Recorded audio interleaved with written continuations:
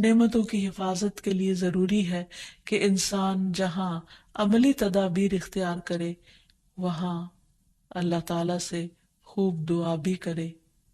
اور اس سلسلے میں سب سے پہلے وہ دعا جو حضرت سلیمان علیہ السلام نے مانگی کہ رب اوزعنی ان اشکر نعمتک التی انعمت علی وعلی والدی وان اعمل صالحا ترضاہ وادخلنی برحمتک فی عبادک الصالحین. اے میرے رب مجھے توفیق دے کہ میں تیری نعمت کا شکر ادا کروں جو تو نے مجھ پر اور میرے ماں باپ پر کی ہے، اور یہ کہ میں نیک عمل کروں جسے تو پسند کر لے، تو راضی ہو جائے، اور اپنی رحمت سے مجھے اپنے نیک بندوں میں شامل کر لے.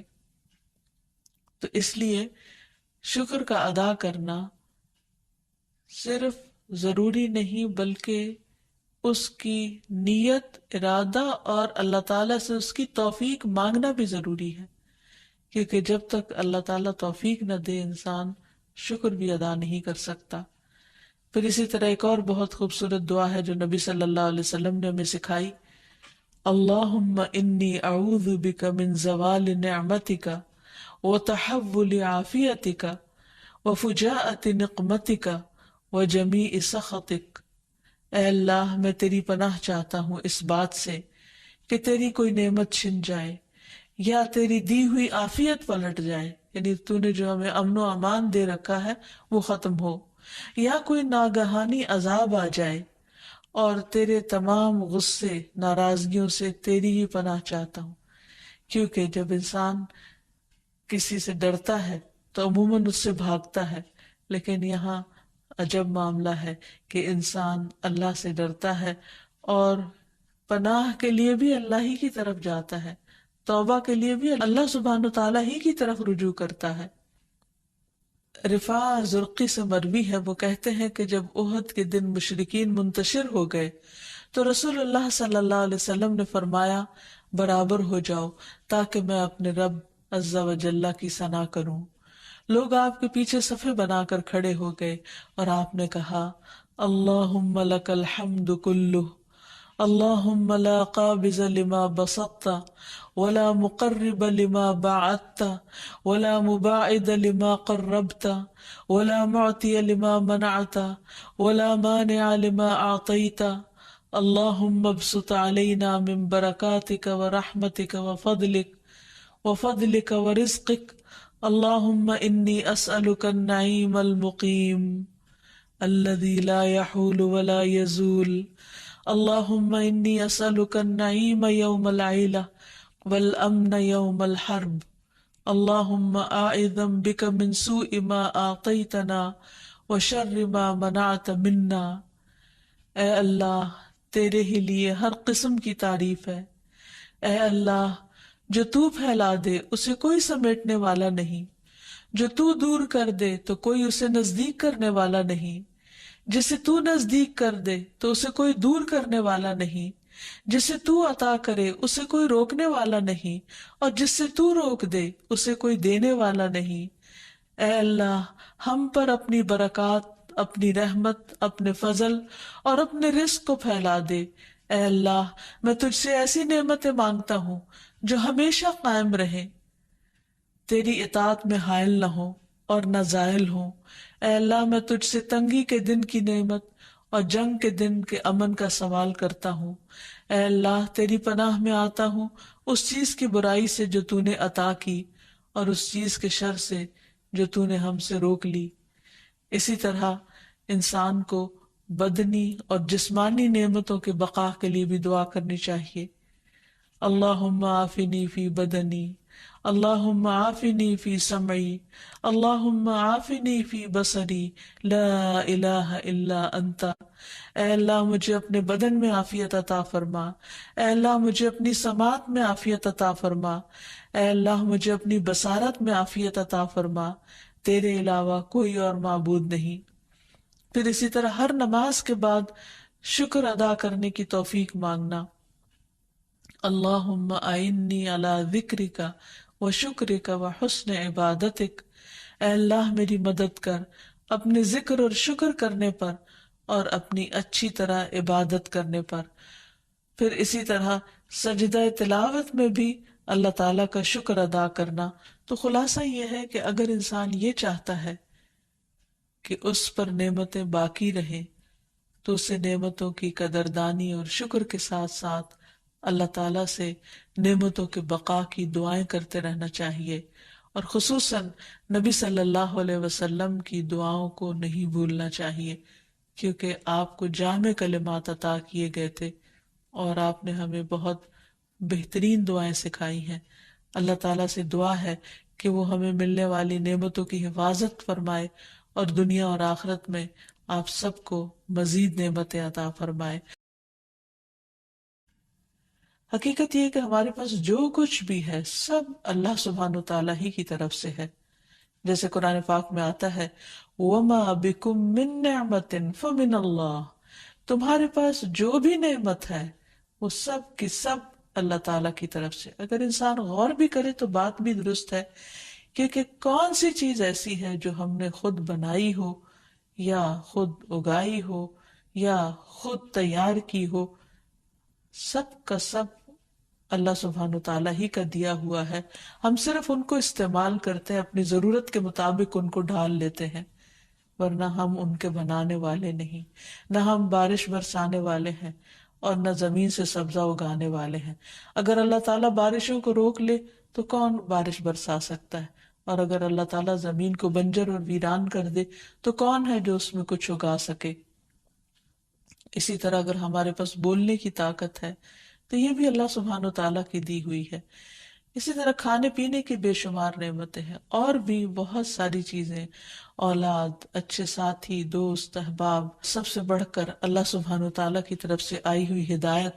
یہ تمام چیزیں ہمارے فائدے کے لیے، اور ان کو اگر ہم گننا چاہیں تو گن نہیں سکتے.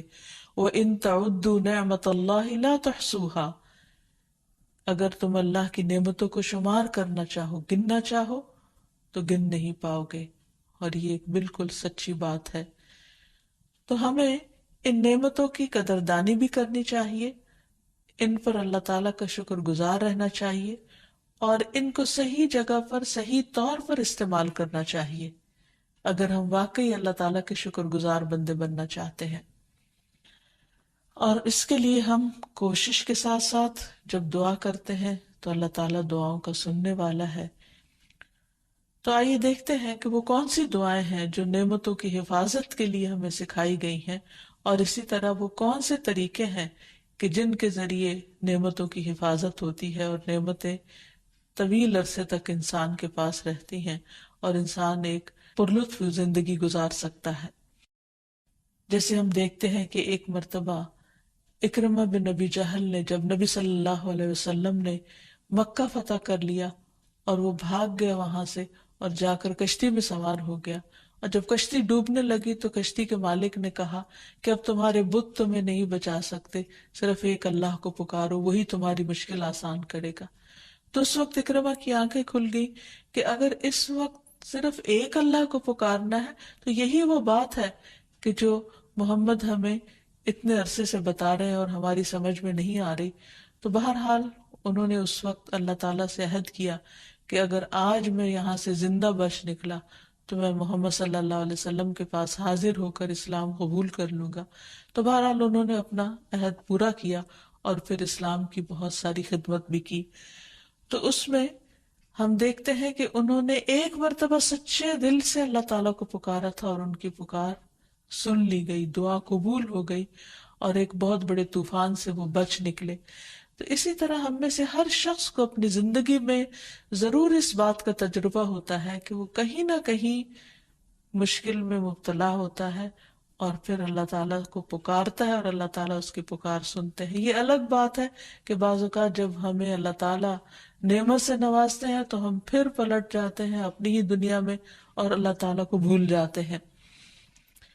تو اللہ تعالیٰ کو بھولنے کی بجائے اس کا ذکر اور اس کا شکر ادا کرتے رہنا چاہیے، اور خصوصاً جب ہم دعا کر رہے ہوں تو ساتھ ساتھ اللہ تعالیٰ کی تعریف بھی کرتے جائیں. الحمدللہ، اللہ اکبر، لا الہ الا اللہ، جو بھی کلمات دل سے نکلے اللہ کی تعریف کے انہی کو پڑھ لینا چاہیے. اور اگر عربی زبان میں نہ بھی یاد ہو تو اپنی زبان میں جو بھی ہم بولتے ہیں اور جس میں ہم اپنے آپ کو زیادہ بہتر طور پر سمجھتے ہیں کہ ہم اللہ تعالیٰ کو پکار سکتے ہیں، اس زبان میں اللہ تعالیٰ کو پکاریں اور پھر محمد صلی اللہ علیہ وسلم پر درود شریف پڑھیں. تو انشاءاللہ اللہ سبحانہ و تعالیٰ دعائیں سنے گا. جہاں تک نعمتوں کے زوال کا تعلق ہے، یعنی نعمتوں کے ختم ہو جانے کا تعلق ہے، تو یہ دراصل انسان کا ایک امتحان بھی ہے اور اس کے ساتھ ساتھ بعض اوقات عذاب بھی.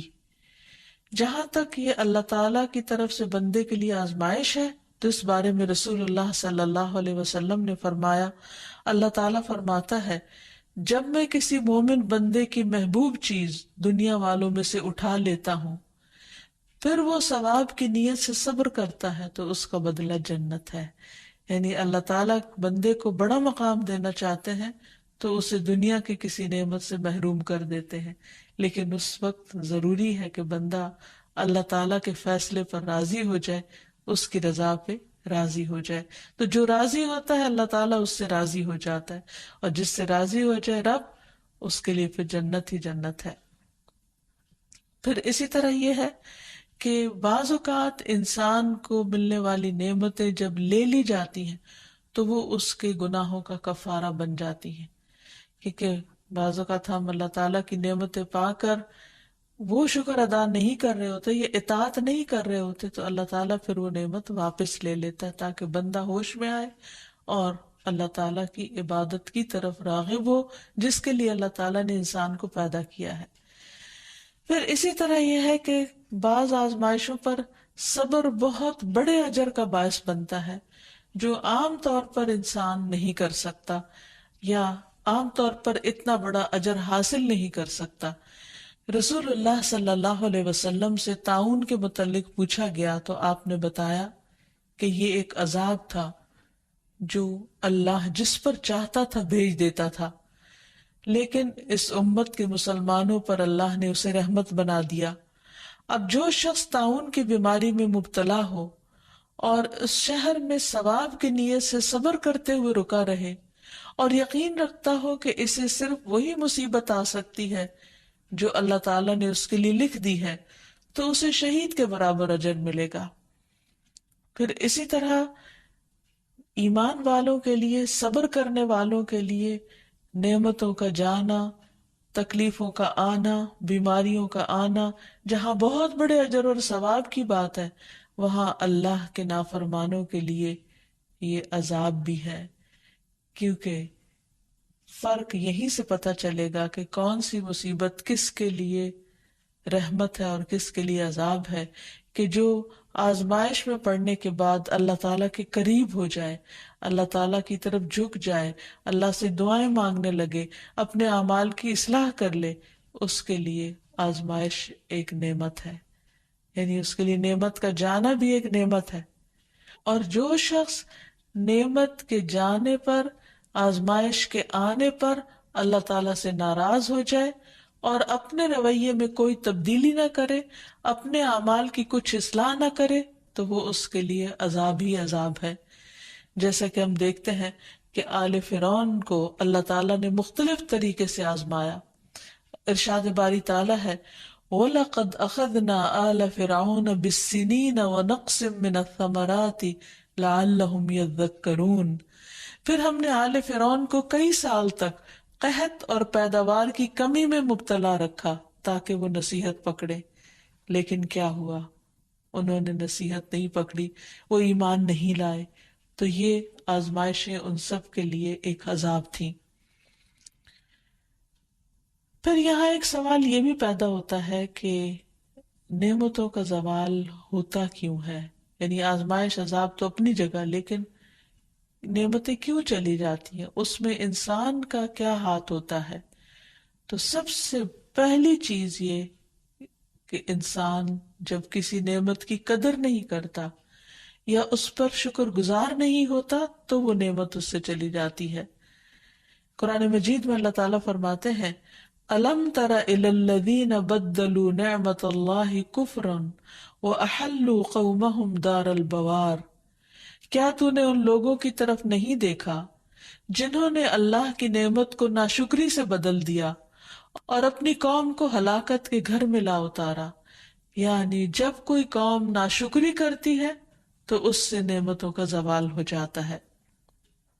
ایک اور جگہ پر بھی آتا ہے وَضَرَبَ اللَّهُ مَثَلًا قَرْيَةً كَانَتْ آمِنَةً مُطْمَئِنَّةً يَأْتِيهَا رِزْقُهَا رَغَدًا مِّن كُلِّ مَكَانٍ فَكَفَرَتْ بِأَنْعُمِ اللَّهِ فَأَذَاقَهَا اللَّهُ لِبَاسَ الْجُوعِ وَالْخَوْفِ بِمَا كَانُوا يَصْنَعُونَ۔